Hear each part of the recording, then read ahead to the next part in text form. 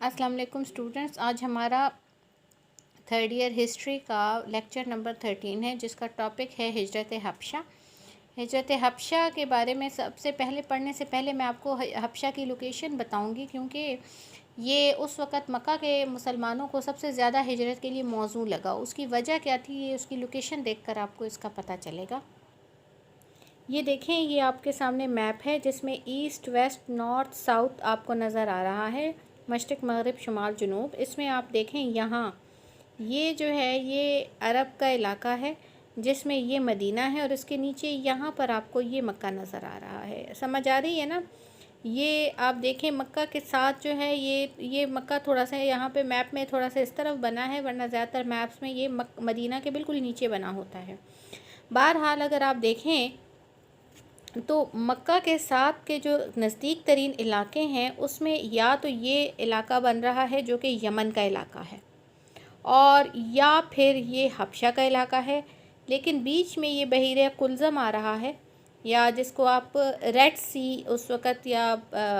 बहीर अहमर भी इसके बारे में नाम आया है। तो बहरहाल बहीर कुल्ज़म, बहीर अहमर या रेड सी ये बीच में था, जिसके एक साइड पर हबशा जो है ये अफ़्रीका का इलाका है, ठीक है, और ये अफ़्रीका है, बरआज़म अफ़्रीका यहाँ से स्टार्ट हो रहा है, अरब यहाँ से ख़त्म हो रहा है।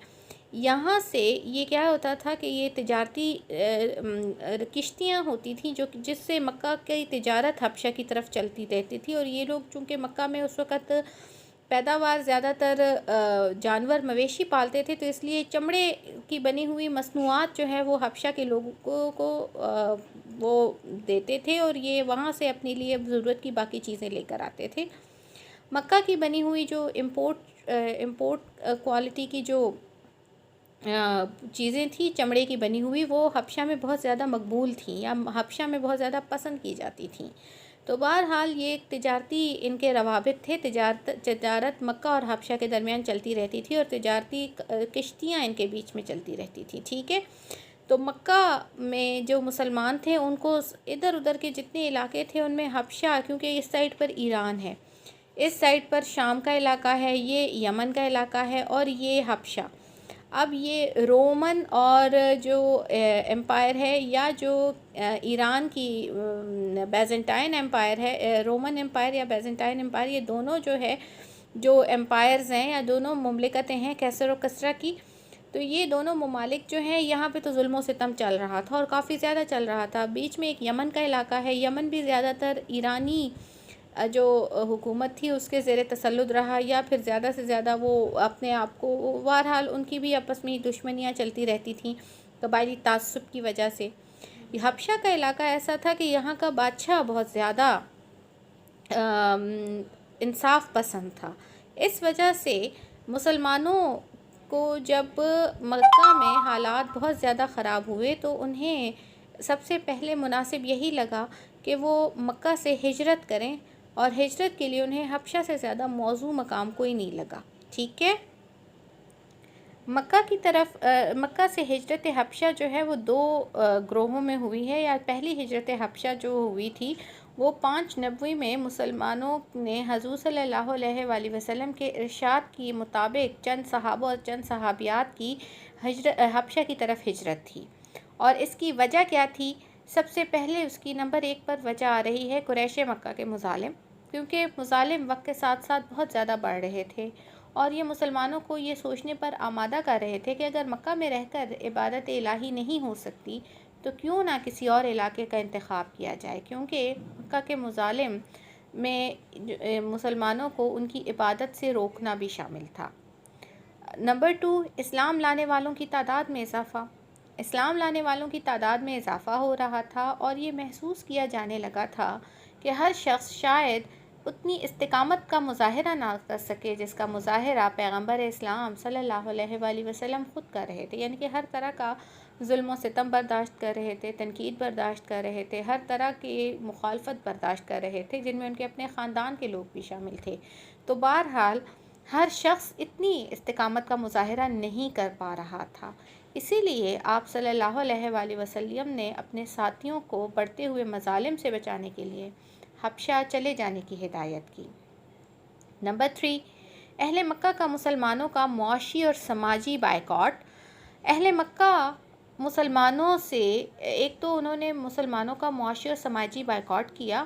اور اس کے علاوہ انہوں نے یہ بھی اعلان کیا کہ ان کے مسلمانوں کے ہاتھ نہ تو کوئی چیز بیچی جائے اور نہ ہی ان سے کوئی خریدی جائے، اور ان کے ساتھ نہ رشتہ داری کی جائے۔ ایک ایسے معاشرے میں جہاں تجارت سب سے زیادہ اہم پیشہ ہو، معاشی بائیکاٹ کے اعلان سے مسلمانوں کے اقتصادی مسائل میں اضافہ ہوا۔ معاشی بائیکاٹ یعنی کہ ان کو روپے پیسے کی تنگی، اور ظاہری بات ہے ان کے مسائل میں اضافہ، ان کے پاس مسلمان جو تھے ان کے پاس کمانے کے لیے ذریعے ختم ہو گئے تھے۔ ٹھیک ہے، اچھا ہمارے پاس نیکسٹ جو ہے وہ ہمارے پاس نمبر 4 ہے نجاشی شاہ حبشہ کا انصاف پسند ہونا۔ یہ میں نے آپ کو پہلے بھی میپ میں بتایا تھا کہ ارد گرد کے جتنے علاقے تھے ان میں نجاشی جو شاہ حبشہ تھا وہ اپنی جو ہے انصاف پسندی کے لیے بہت زیادہ مشہور تھا، اور اس یہی وجہ تھی کہ حضور صلی اللہ علیہ وآلہ وسلم کے صحابہ کرام کے لیے جس علاقے کا پہلا انتخاب ہوا وہ حبشہ تھا، یعنی حبشہ کو یہ سعادت حاصل ہوئی۔ بہرحال حبشہ کا جو حکمران تھا ازمہا، جس کو اہل عرب نجاشی بھی کہہ کر پکارتے تھے، ایک بہت سلیم الفطرت انسان تھا، اور اہل عرب اس کی جو ہے اس کے انصاف پسند ہونے کے متعارف تھے۔ اس کے ملک میں دوسرے مذاہب کے ماننے والوں کے ساتھ رواداری کا سلوک رکھا جاتا تھا، یعنی کہ وہاں پر پہلے ہی دوسرے مذاہب کے جو لوگ تھے وہ بہت امن سے رہ رہے تھے، اور مسلمان اسی چیز کو دیکھ کر یہ سوچ رہے تھے کہ اگر وہ حبشہ کی طرف ہجرت کریں گے تو وہ بھی وہاں امن و سکون سے زندگی بسر کر سکیں گے۔ نمبر 5، اسلام ایک عالمگیر مذہب۔ اسلام اگرچہ عرب کے جو صحراؤں سے اٹھا ہے، لیکن یہ ایک پوری دنیا کے لیے مذہب تھا، یہ صرف عرب کے لیے نہیں تھا، اور ظاہری بات ہے اس کی تعلیم کو پوری دنیا میں پھیلنا تھا۔ اس کے لیے اس کی نظریں دوسری سمتوں کی طرف اٹھ رہی تھیں۔ دعوت اسلام کے لیے چونکہ جغرافیائی، لسانی اور نسلی حدود کی پابندی نہیں تھی، اس لیے جہاں جہاں انسان بستے تھے ان سب کے لیے اس کی جو تعلیم تھی وہ یکساں تھی۔ اسی لیے حضور صلی اللہ علیہ وآلہ وسلم نے صحابہ کی ایک جماعت کو حبشہ بھیجنے کا فیصلہ کیا۔ واقعات جو تھے اس کے حساب سے حضور صلی اللہ علیہ وآلہ وسلم کی صحابہ کی جو جماعت تھی وہ 590 کو حبشہ کی طرف نکل گئی تھی، اور وہاں پہلا جو قافلہ تھا یہ اس میں رجب کے مہینے میں 11 مردوں اور 4 خواتین پر مشتمل تھا۔ اس قافلے میں حضرت عثمان بن عفان اور ان کی اہلیہ دختر نبوی حضرت رقیہ رضی اللہ عنہ بھی شامل تھیں۔ حضرت عثمان رضی اللہ عنہ کو جو حضرت رقیہ کو آپ لوگ اچھی طرح جانتے ہوں گے، حضرت عثمان رضی اللہ عنہ تیسرے خلیفہ راشد ہیں، اسلام کے تیسرے خلیفہ راشد ہیں، اور حضرت رقیہ رضی اللہ عنہ دختر نبوی یعنی حضور صلی اللہ علیہ وآلہ وسلم کی پیاری بیٹی تھیں۔ بہرحال یہ جو لوگ تھے ان کے قافلے میں حضرت علی رضی اللہ عنہ کے بڑے بھائی حضرت جعفر طیار بھی شامل تھے۔ حضرت جعفر بن ابی طالب کا نام آتا ہے، یا حضرت جعفر طیار ان کا جو لقب تھا، وہ اس وجہ سے حضرت جعفر طیار بھی شامل تھے، اور انہی کے ہاتھ حضور صلی اللہ علیہ وآلہ وسلم نے نجاشی کے ہاتھ ایک خط بھیجا تھا۔ خط میں حضور صلی اللہ علیہ وآلہ وسلم نے نجاشی کو جو مخاطب کیا تھا وہ یہ تھے کہ میں تمہاری طرف اپنے چچا زاد بھائی کو بھیج رہا ہوں، اس کے ساتھ مسلمانوں کی جماعت بھی ہے، جب وہ آپ کے پاس آئیں تو ان کی مہمان نوازی کریں۔ بعض روایات کے مطابق حضرت ابو بکر بھی ہجرت کے ارادے سے حبشہ روانہ ہوئے تھے، لیکن بعد میں واپس آ گئے، کیونکہ ابن الدغنہ کے آمادہ کرنے پر انہوں نے جب ان کو حضرت ابو بکر صدیق رضی اللہ عنہ کی ہجرت کا پتہ چلا کہ وہ حبشہ کی طرف ہجرت فرما رہے ہیں، تو انہوں نے حضرت ابو بکر صدیق رضی اللہ عنہ کو پناہ دینے کا وعدہ دے کر واپس آنے پر آمادہ کیا، کیونکہ ان کے خیال میں حضرت ابو بکر صدیق جیسے نیک شخص کو مکہ میں سے نہیں نکلنا چاہیے، ورنہ مکہ دعوت اسلام سے یا دعوت حق سے بالکل خالی ہو جانی تھی۔ بہرحال اس کے بعد نجاشی نے ان مسلمانوں کو نہ صرف حبشہ میں قیام کی اجازت دی بلکہ حضرت جعفر کی جو بیوی اسما تھی، اس نے جب نجاشی کے نومولود بیٹے کو دودھ پلانے کی کوشش کی تو وہ بھی منظور کر لی گئی، اور اس طرح بادشاہ کے ساتھ مسلمانوں کے تعلقات مزید خوشگوار ہوئے۔ اس دوران جب مسقف قریش مکہ کو یہ بات پتہ چلی تو انہیں یہ بات سخت ناگوار گزری۔ انہوں نے عمر بن العاص اور عبداللہ بن ربیہ کو تحائف دے کر شاہ حبشہ کے پاس بھیجا۔ آپ لوگوں کو میں نے پہلے بتایا تھا کہ حبشہ میں جو مصنوعات تھی مکہ کی، وہ یہ چمڑے سے بنی ہوئی مصنوعات بہت زیادہ پسند کی جاتی تھیں، تو انہوں نے چمڑے سے بنی ہوئی قیمتی تحائف دے کر بھیجا تھا عمر بن العاص کو اور عبداللہ بن ربیہ کو، لیکن شاہ حبشہ کے پاس بھیجا تھا، اور ان کو انہوں نے باقاعدہ پہلے حبشہ کے نجاشی کے جو درباری تھے ان کے لیے بھی تحائف لے کر گئے تھے، تاکہ درباری شاہ حبشہ کے پاس ان کے لیے جو ہے سفارش کریں۔ بہرحال شاہ حبشہ کے پاس بھیجا اور کہا کہ ہمارے مفرور، یا ہمارے پاس کچھ لوگ مفروروں کی طور آئے ہیں یہاں پر، اور ان کے واپسی کا مطالبہ کیا۔ نجاشی نے پہلا سوال جو کیا وہ یہ تھا کہ کیا کسی نے چوری کی ہے یا قتل کیا ہے؟ قریش کے نمائندے کا جواب یہ تھا کہ ایسا تو نہیں کیا، لیکن انہوں نے ایک نیا دین ایجاد کیا ہے جو ہمارے دین کے خلاف ہے اور تمہارے دین کے بھی۔ اگر آپ کو یاد ہو تو میں نے پہلے بتایا تھا کہ حبشہ کا جو بادشاہ تھا وہ عیسائی تھا، اس لیے اور آپ لوگوں کو یہ بھی یاد ہوگا کہ عیسائیت کا ایک عقیدہ ہے کہ وہ حضرت عیسیٰ علیہ السلام کو خدا کا بیٹا مانتے ہیں۔ اس وجہ سے انہوں نے یہ جو مکہ کے جو لشکر جو مطالبہ لے کر آئے تھے جو لوگ، انہوں نے باقاعدہ نجاشی شاہ حبشہ اور اس کے درباریوں کو بھڑکانے کے لیے انہوں نے باقاعدہ سب سے پہلا ان کا یہی بات تھی کہ یہ لوگ تو تمہارے دین کو بھی جو ہے وہ مخالفت کر رہے ہیں، نیا دین ایجاد کر رہے ہیں، اور یہ تو حضرت عیسیٰ کو خدا کا بیٹا بھی نہیں مانتے۔ ظاہری بات ہے کہ یہ بات ایسی تھی کہ اس پر مسلمانوں کو دربار میں طلب کیا گیا، اور حضرت جعفر طیار نے اس موقع پر جو تقریر کی وہ بہت خوبصورت الفاظ ہیں ان کے، جو کہ ہیں کہ اے بادشاہ، ہم لوگ جاہل تھے، بتوں کو پوجتے تھے، مردار کھاتے تھے، بدکاری اور قطع رحم کرتے تھے، ہمسائے کے ساتھ زیادتی سے پیش آتے تھے، ہم میں سے طاقتور کمزور کو کھا جاتا تھا۔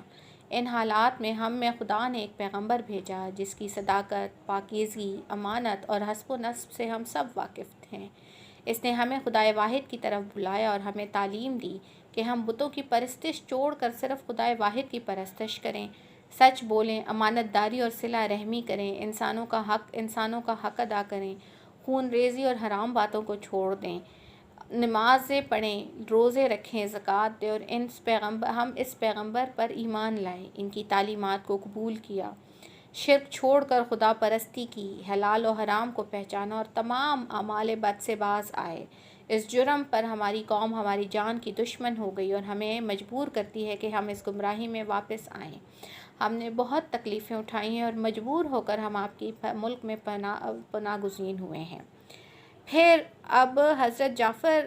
طیار رضی اللہ عنہ کی آپ فہم و فراست ملاحظہ کیجئے کہ انہوں نے قریش کے اس پروپیگنڈے کا جواب کہ مسلمان تو حضرت عیسیٰ علیہ السلام کی بھی بے حرمتی کرتے ہیں نعوذ باللہ، یا اس پر بھی جو ہے انہیں خدا کا بیٹا نہیں مانتے، اس پر حضرت جعفر طیار نے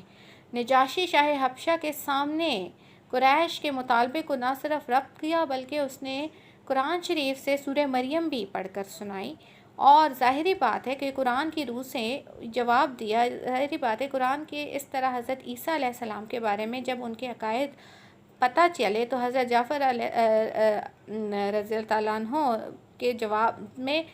نجاشی نے فرمایا قرآن کی روح سے حضرت جعفر طیار نے اس کے جواب میں فرمایا کہ قرآن کی روح سے خدا کے بندے ہیں، ان کے پیغمبر ہیں اور ان کی روح ہیں۔ اس پر نجاشی نے ایک تنکا اٹھایا اور کہا جو تم نے بیان کیا حضرت عیسیٰ علیہ السلام اس تنکے کے برابر بھی اس سے زیادہ نہیں، اور قریشی سرداروں کا یہ وار بھی خالی کیا اور انہیں ناکام لوٹنا پڑا۔ حبشہ میں مسلمان سکون سے زندگی بسر کر رہے تھے۔ اس دوران یہ افواہ بھی پھیلی کہ اہل مکہ نے مسلمان ہو گئے ہیں اور انہوں نے اسلام قبول کر لیا ہے،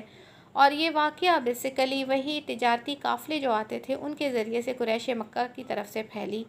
مسلمان واپس بھی لوٹے، لیکن مکہ کے قریب پہنچ کر معلوم ہوا کہ یہ افواہ جھوٹی ہے، چنانچہ یہ واپس چلے گئے۔ اسی دوران مکہ میں مسلمانوں پر مظالم کی حد بہت زیادہ بڑھ گئی، اور مکہ والوں نے مسلمانوں کے اس طرح جو ان پر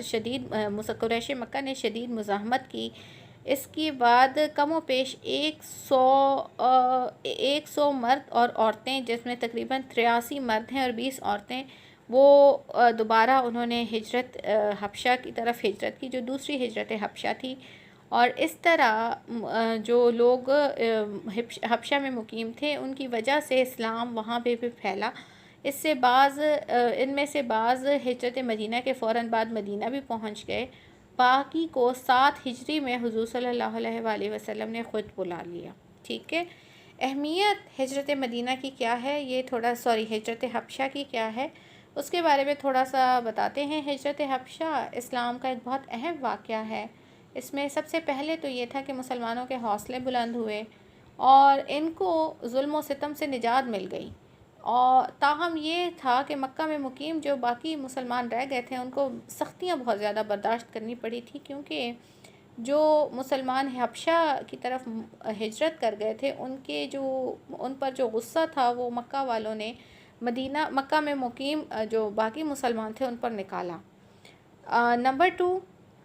اسلام کا عرب کی سرحدوں سے باہر نکلنا۔ اسلام سرزمین عرب سے باہر نکلنا یا پھیلنا شروع ہوا، گویا یہ اب ایک تحریک بین الاقوامی بن گئی۔ غیر عرب انسانوں کو بھی یہ محسوس ہوا کہ اسلام عربوں کا ہی مذہب نہیں، دنیا بھر کے مسلمانوں کے لیے ہے، دنیا بھر کے انسانوں کے لیے ہے۔